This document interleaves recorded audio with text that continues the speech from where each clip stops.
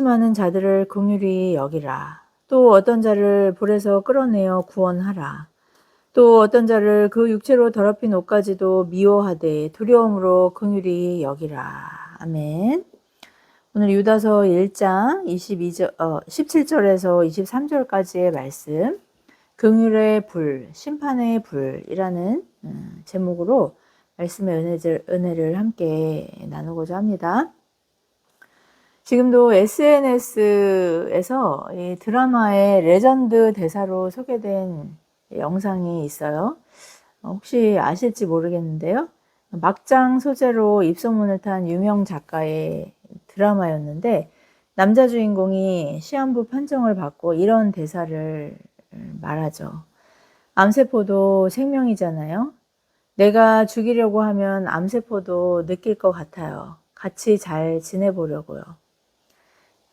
당시 이 방송을 본 많은 시청자들의 비난 글이 폭주했다고 해요.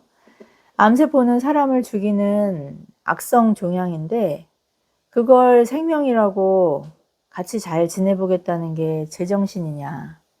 이건 고통받는 암 환자들을 조롱하는 것이다 라는 그런 반응들이었다고 하더라고요.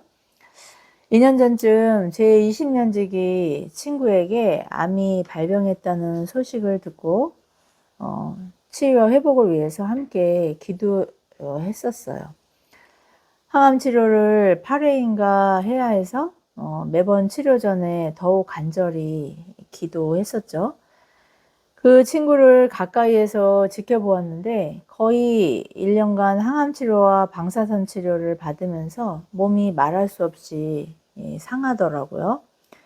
왜 많은 환자들이 항암을 피하고 대체 치료나 자연 치유 또 수술만으로 치료하길 원하는지 그 이유를 알게 되었습니다. 항암제는 너무 독한 약이라 암세포만 죽이는 것이 아니라 건강한 세포나 면역 세포까지 함께 공격한다고 합니다.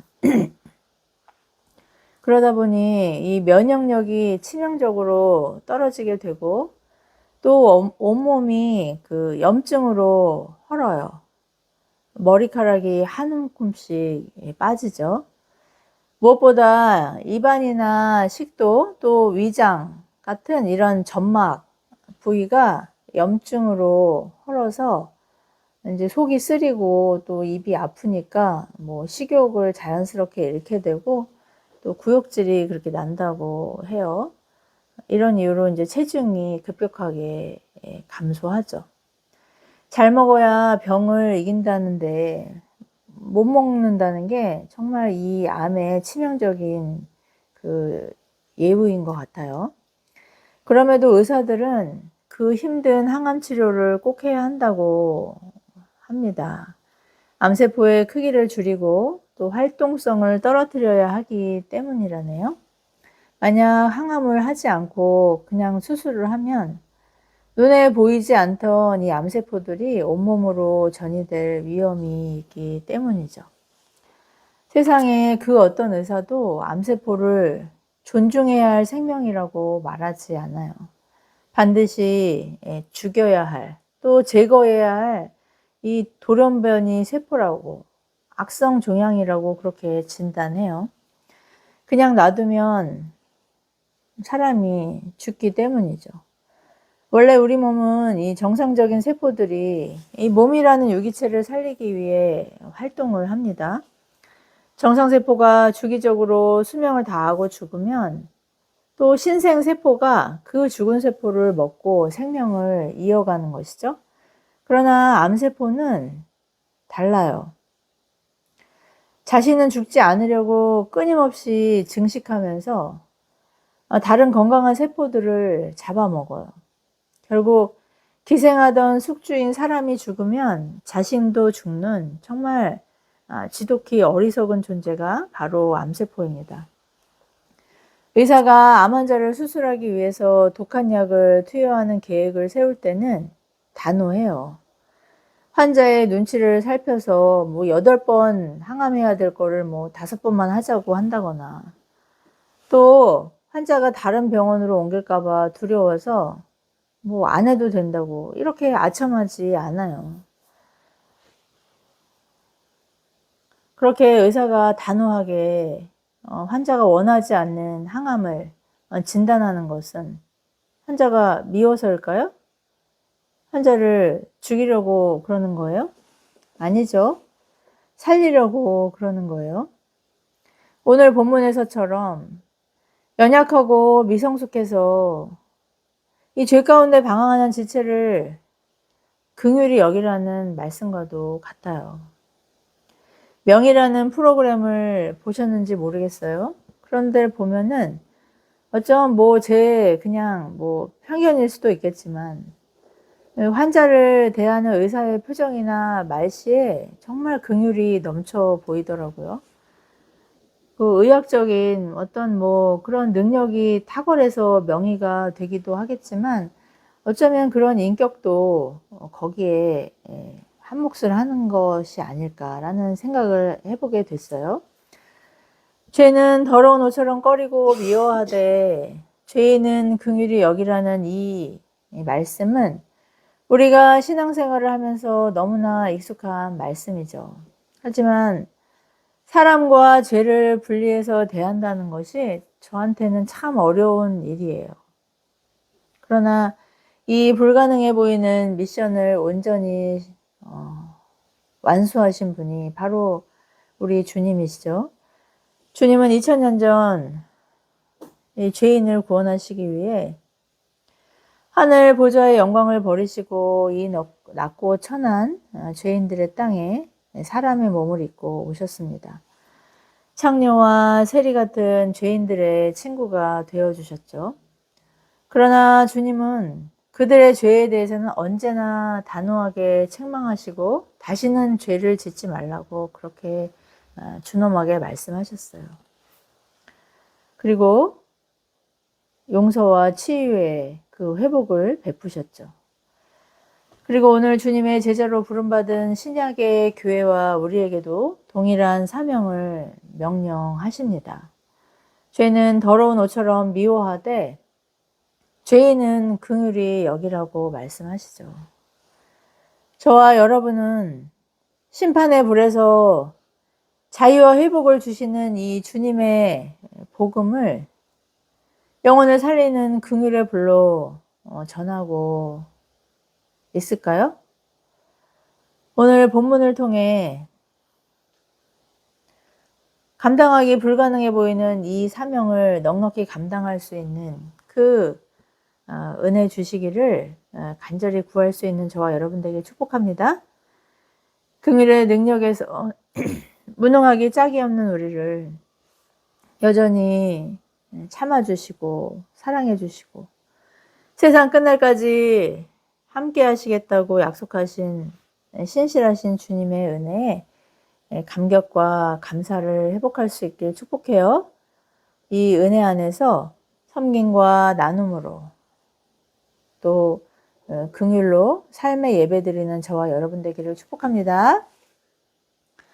오늘 우리가 함께 읽은 이 유다서의 저자 유다는 그 예수님의 동생이자 예루살렘 교회의 기둥 같았던 첫 순교자 야고보 사도의 형제이기도 해요. 그러니까 예수님의 동생들이 바로 이 야고보 사도와 이제 유다였죠. 이 유다는 야고보 사도처럼 이 주도적인 사역자는 아니었어요. 그렇지만 그가 기록한 이 짧은 서신은 베드로 후서를 비롯한 이 초대 교회 서신들에 많은 영향을 끼쳤죠. 유다가 이 서신을 작성한 것으로 추정되는 이 주후 60년경 초대교회 안에 원시 영주주의가 침투했어요. 시대를 막론하고 사단과 이단들은 교회를 무너뜨리고 영혼을 도둑질하고 죽이고 멸망시키기 위해서 대놓고 그렇게 싸우지 않아요. 기독교 순교사를 보시면 아시겠지만 도전이 강하면 도리어 저항도 거세져서 기독교가 부흥했기 때문이에요. 이런 이유로 안개처럼 연기처럼 달콤하게 스며들어서 스며드는 것이 더 승산이 있다는 것을 마귀는 우리보다 더 잘 알고 있지 않나요? 지금 시대가 그렇잖아요. 영성 집회나 뭐 치유 기도회, 뭐 성경 공부라는 이름으로 다원주의와 신비주의와 왜곡된 신학을 교묘하게 전파하는 이단들이 도처에 스며들어 있습니다. 유명 가수이자 대형 기획사 대표인 박진영 씨 같은 그런 영향력 있는 사람이 이단 사상을 강의하는 영상이 심심치 않게 제 알고리즘으로도 뜨더라고요. 초대교회 교회 성도들 역시 우리처럼 많은 혼란을 겪었어요. 타락한 인간은 영적인 균형을 잡는 것보다 양극단으로 치우치는 것이 훨씬 더 익숙하기 때문이에요. 기독교 역사는 언제나 이런 양극단의 전쟁과도 같았습니다. 한쪽은 문자적이고 율법적인 행위를 강조한 그런 정죄의 종교로 치우쳤고, 또 반대쪽 극단은 내면적이고 사변적인 깨달음이나 감정을 중요시해서 윤리와 도덕을 무시하는 개인주의와 신비주의의 방종으로 치우쳤죠. 유다는 이처럼 교회가 혼란스러운 와중에 성숙하지 못한 지체들이 교회를 떠나거나 또 신앙의 길에서 미끄러지는 것을 보게 되었어요. 오늘 서신의 마지막 부분인 본문에서 그 연약한 지체들을 긍휼로 대할 것을 당부하고 있어요. 뭐 17절 이하에 이런 거짓 교사들 또 그 거짓 선생들은 단호하게 물리칠 것을 말하지만 그들에게 영향을 받은 지체들에 대해서 정말 하나님 앞에 내 자신을 그렇게 돌이켜보면서 두려움 가운데 그들을 긍휼히 여기라고 그렇게 당부하고 있잖아요. 저는 정말 많은 사람을 품어야 하는, 또 예수님께서 그 죄인들을 사랑하셨던 것처럼 그 방황하는 영혼들을 그렇게 주님께로 인도해야 하는 목회자임에도 불구하고 정말 이 신앙의 균형을 잡는 것이 누구보다 힘든 사람이라는 거 아마 저보다 여러분들이 더 잘 아실 거예요. 금사빠라고 하잖아요. 처음 사람을 만나면은 그냥 무조건 다 좋다고 그래요. 너무 콩깍지가 씌인 것처럼 그렇게 좋아서 정말 너무 많이 좀 심각하게 관용하죠. 그런데 좀 시간이 지나면은 그냥 싫다고 싫어져요. 물론 싫은 데는 전혀 이유가 없는 것은 아니지만 어쨌든 그렇게 금세 식어지면은 그냥 주는 거 없이 싫다고. 그렇게 그게 저의 습관인 거 여러분 잘 아시잖아요. 정말 목사로서 치명적인 약점이 아닐 수 없습니다. 내 편, 네 편, 편가르기가 또 이런 거 아니겠어요? 그런데 오늘 성경은 저는 물론이고 여러분에게도 이처럼 인간적으로는 불가능해 보이는 이 죄인을 긍휼히 여기고 죄인은 미워하는 미션을 수행하라고 그렇게 당부하고 있는 것이죠. 이런 치우침으로 인한 불협화음은 교회뿐만 아니라 가정에서도 또 우리의 일터에서도 또 사회, 문화, 정치 영역에서도 빈번하게 발생해요. 아이들을 키울 때를 생각해 보세요. 아이들이 어릴 때는 얼마나 말을 잘 듣고 이쁜 짓만 골라서 하던가요? 아이에게는 부모가 생사 여탈권을 진 그런 절대 권력자인 그런 이유도 있겠지만 어쨌든 어릴 때는 정말 대체로 애들이 다 예뻐요. 그러나 이제 사춘기를 지나면서 아이들이 자유를 주장하기 시작하죠. 자유와 자유를 굳이 이렇게 구분해서 정의하자면 자유에는 항상 책임과 의무가 따른다는 거예요. 노블리스 오블리주라는 말이 바로 이 자유와 책임의 그 균형을 얘기하는 거잖아요. 그렇지만 자유는 뭐예요? 그냥 내가 법이라는 거죠. 그냥 내가 규칙이라는 거예요. 내 맘대로 하겠다는 거예요. 이렇게 이제 그때부터 이 자유를 주장하기 시작해요. 그리고 그냥 매사에 반항하고 무조건 싫다고 하고 청개구리처럼 하라는 건 안 하고 하지 말라는 것만 하다가 성년이 되면은 이제 어떻게 됩니까? 대놓고 뭐 꼰대니 뭐 아날로그 세대니 하면서 기성세대 또 부모의 충고를 가볍게 여기고 무시하기까지 하죠. 그 인생 선배들의 그 경험에서 나온 사랑의 조언을 잔소리로 또 간섭으로 치부해요. 책 한 권 읽고 다 아는 것으로 착각하는 사람이 제일 무섭다는 그런 우스갯소리가 있는데 요즘 세대는 1년에 책 한 권 읽지 않으면서도 SNS에 떠도는 불특정 다수의 정보를 마치 진리인 양 추앙하기까지 해요. 그런 피상적인 정보로 부모를 가르치려고 하고 또 그 인생의 선배들 또 자신이 양육받은 공동체 안에 그 신앙 선배들의 그런 조언을 그냥 한 귀로 듣고 한 귀로 흘려버리죠. 그 아이들이 보는 정보? 부모들도 유튜브 봅니다. 보면서 아 이건 좀 위험하다. 필터링이 필요하다. 판단한 정보임에도 그게 맞다고 우기는 거예요. 특히 인본주의적인 상담 관련 프로그램이 저는 제일 문제인 것 같아요. 인본주의의 핵심이 무엇입니까? 나를 사랑하라. 나를 존중하라잖아요. 내가 제일 중요하다예요.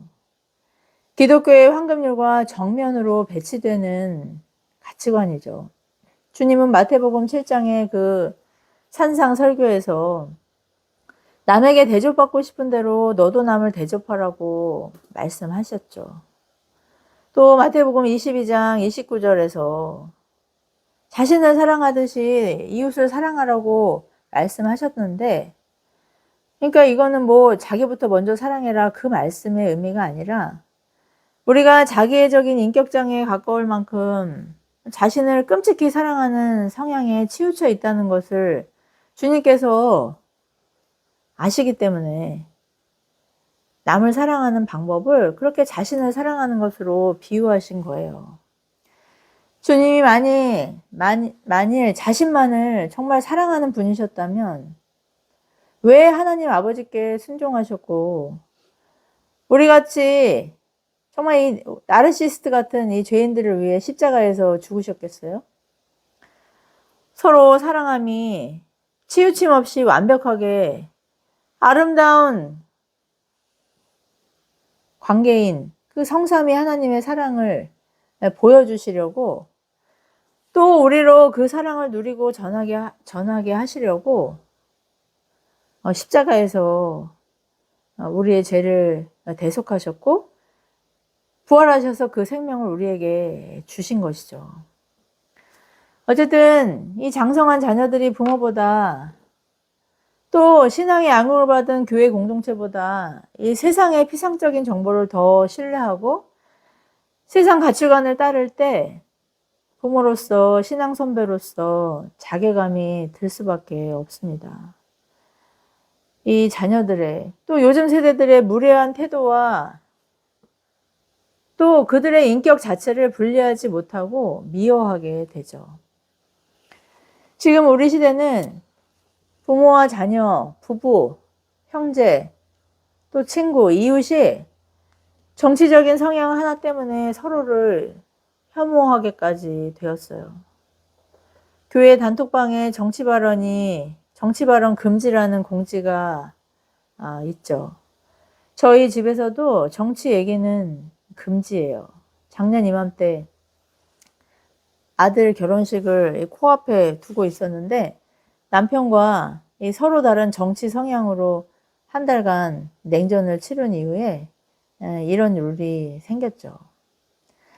이처럼 사람과 또 그 사람의 가치관과 태도를 분리하지 못하는 이 분리불안 증세가 우리 삶의 전 영역에 그렇게 침투해 있습니다. 그러다 보니 교회 안에서도 방종한 생활로 넘어진 지체들이나 또 세상을 사랑해서 교회를 떠난 지체를 볼 때 주님의 마음으로 아파하는 것이 아니라 혐오하고 정죄하고 소외시키는 일이 정말 일상적으로 발생하고 있어요. 이처럼 우리는 우리의 타고난 기질이나 노력으로 이 긍휼의 사명을 감당할 수 없어요. 기질적으로 순한 사람이 있기도 하죠. 모든 사람과 두루두루 잘 지내는 사람이 있어요. 저희 남편 같은 사람 말이죠. 그러나 그런 사람조차 자존심 상하고 자신의 신념이 도전받는 그런 한계 상황을 만나면 동일한 약점을 드러냅니다. 제 주변에도 정말 적이 없을 것 같고 만나는 모든 사람과 친구가 되는 그런 지인이 있었어요. 그런데 정작 가정에서는 남편과 불화해서 결국 이혼하고 또 부모 형제와 재산 문제로 남처럼 살 것을 결심까지 하더라고요. 우리의 육에 속한 사람, 이 겉사람, 세상과 마귀에 속했던 이 옛사람은 이 긍휼이라는 주님의 명령 앞에 늘 실패할 수밖에 없습니다. 나한테 잘해주면은 그 사람이 좋은 사람이고 좀 날 불편하게 하면은 그냥 싫어지는 거예요. 미워지는 거죠. 그렇기 때문에 정말 이 죄인을 긍휼히 여기라는 주님의 말씀은 어떻게 보면 우리한테는 불가능한 그런 도전이에요. 그러니까 어떻게 해요? 아예 그냥 회피하는 거죠. 무관심해요. 안 보는 거예요. 손절하는 거죠. 그러나 예수 그리스도의 십자가의 대속과 부활의 생명으로 거듭난 우리의 속사람, 또 성령의 새롭게 하심으로 지음받은 이 새 사람은 이 미션에 순종할 수 있어요. 우리가 말씀과 기도 속에서 주님의 십자가의 사랑과 은혜를 깊이 상고하면, 묵상하면 성령께서 도저히 우리의 힘과 능력으로 불가능해 보였던 그 긍휼로 사랑할 수 없었던 사람을 정죄하는 데서 돌이켜 사랑할 수 있는 능력을 공급해 주시기 때문이에요. 이 은혜 안에서 우리는 놀라운 변화를 경험하죠. 그 결실을 맛봐요. 다른 사람과 불편한 관계가 되는 것이 두려워서 또 귀찮아서 상대방의 불경건한 죄를 보고도 모른 척 회피한 우리 아니었나요? 그냥 두루두루 잘 지내보자고 그냥 모른 척 하지 않았나요? 그러나 이제는 암세포와 같은 죄의 일탈로 주님과의 관계에서 멀어지고 또 식어져가는 그의 영혼을 불쌍히 여길 수 있게 되고 진심으로 그 영혼을 위해 눈물로 기도하면서 지혜롭게 말씀을 전할 수 있는 용기를 얻게 되죠.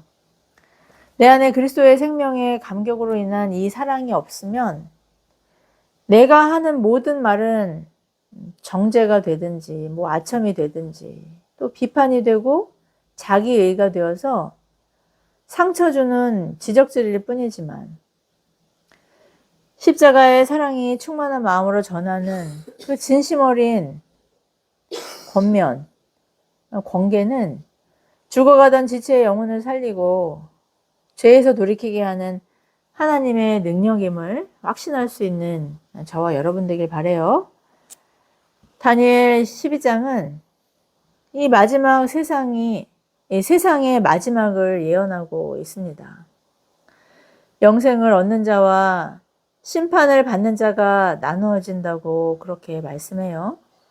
특별히 12장 3절은 지혜 있는 자는 궁창의 빛과 같이 빛날 것이요 많은 사람을 옳은 대로 인도하는 자, 죄의 길에서 하나님께로 돌이키게 하는 그 사람은 영원토록 별과 같이 빛날 것이라고 그렇게 축복의 말씀을 주고 있어요. 구원받은 저와 여러분이 많은 사람이 아니라 단 한 사람이라도 그들을 옳은 데가 어디예요? 바로 예수님께로잖아요. 그 예수님을 가리키는 대로 그들을 돌이키게 하는 능력은 우리의 이 모난 인격이나 말주변에 있지 않아요. 오직 주님을 신뢰하고 순종하는 신자에게 부어지는 하나님의 강력한 은사로만 가능한 것이죠. 오늘 우리가 함께 읽었던 본문 23절은 이렇게 연약한 사람들을 불에서 끌어내라고 말씀해요.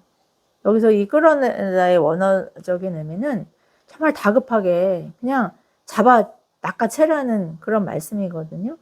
그러니까 그런 사람들을 주님께로 인도하는 일은 이런 긴박함을 요구한다는 것이죠. 여기서 이 불은 어떤 불이에요? 바로 심판의 불이에요. 지옥 불이에요. 죄의 길에서 방황하는 지체를 보면서 방관하고 회피하지 마세요. 저 사람은 원래 저래. 자업자득이야. 한번 크게 당해봐야 정신 차리지. 이렇게 냉담하게 정죄하면서 거리두기 하지 마세요. 불 속에서 죽어가는 사람을 그냥 잡아채라고, 낚아채라고, 끌어내라고 하셨잖아요. 어차피 내 힘으로는 안 된다고 자포자기 하면서 그냥 불구경하다가 주님께 책망받는 저와 여러분 되지 않기를 바랍니다. 그를 주님께로부터 멀어지게 하는 죄는 마치 더러운 옷을 대하듯 경계하고 꺼리고 이어하되 방황하는 그 영혼은, 그 죄인은 주님이 나를 사랑하셔서 구원해 주셨던 것처럼 그런 그물의 시선으로 바라볼 수 있는 사랑의 은사로 충만하길 축복합니다. 사랑하는 성도 여러분, 여러분에게도 이처럼 여러분 주위에 연약한 지체들이 있지 않습니까? 죄의 길에서 타협하고 공동체의 권면과 사랑을 가볍게 여기는 지체가 있지 않나요?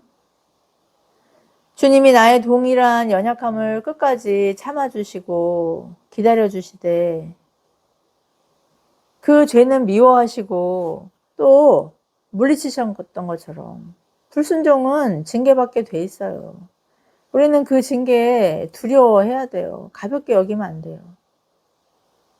그렇지만 거기에 머무르지 않고 순종할 수 있는 생명을 주셨잖아요. 그 생명을 주셨던 것처럼 우리 또한 구원의 주권을 주님께 맡기되 할 수 있는 대로 우리에게 주신 자원과 그 은사로 방황하는 지체를 주님께로 더욱 가까이 이끄는 충성된 사명자 되기를 축복합니다. 우리 각자 한 사람이 또 우리 교회가 이렇게 어둠이 정말 짙어진 시대 속에서 죄인을 구원하시고 회복시키시는 주님의 그 주와 구주 되심을 담대히 증거하는 거룩한 의의 도구로 한 주간도 승리할 수 있기를 예수 그리스도 이름으로 축복합니다. 기도하시겠습니다. 자비로우신 하나님 아버지 은혜를 감사합니다. 오늘도 말씀을 통해 우리가 아직 죄인 되었을 때 우리를 위하여 십자가에서 하나님의 사랑을 증거하신 예수 그리스도의 그 다함이 없는 긍휼하심을 다시금 깨닫고 그 은혜에 감격하게 하시니 감사와 찬양을 드립니다. 받은 은혜 주님 정말 자신만을 위하여 낭비하고 또 탕진하는 그런 불의한 청지기의 삶에서 돌이켜 주님 이 은혜를 이 공고한 세상 방황하는 이 세상 가운데 흘려보내고 또 증거할 수 있는 신실한 하나님의 청지기로 공동체 앞에 하나님 앞에 부끄러울 것이 없는 저희 모두가 될 수 있도록 하나님 저희를 주장하시고 거룩한 의의 도구로 사용하여 주시옵소서. 모든 말씀 우리의 주와 구주 되시는 예수 그리스도의 이름으로 간절히 기도드리옵나이다. 아멘.